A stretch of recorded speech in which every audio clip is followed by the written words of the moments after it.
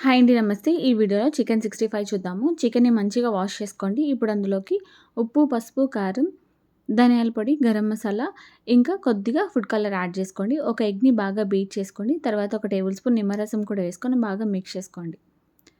Mix చేసిన తర్వాత ఒక 10 నిమిషాలు పక్కన పెట్టేసేయండి. మసాలాలన్నీ కూడా ముక్కకు బాగా పట్టేలాగా.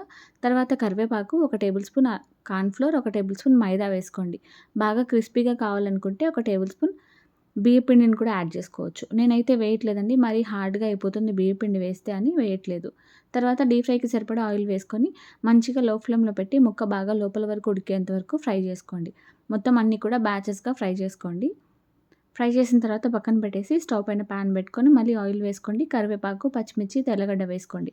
ఒక టేబుల్ స్పూన్ టొమాటో సాసు, ఒక table spoon red chilli sauce వేసుకోండి. ఉంటే సోయా సాస్ కూడా వేసుకొని, కొద్దిగా సాల్ట్ వేసుకొని చికెన్‌ని వేసేసి మంచిగా మిక్స్ చేసేసేయండి. అంతే అండి. చాలా సింపుల్ అండ్ రెసిపీ.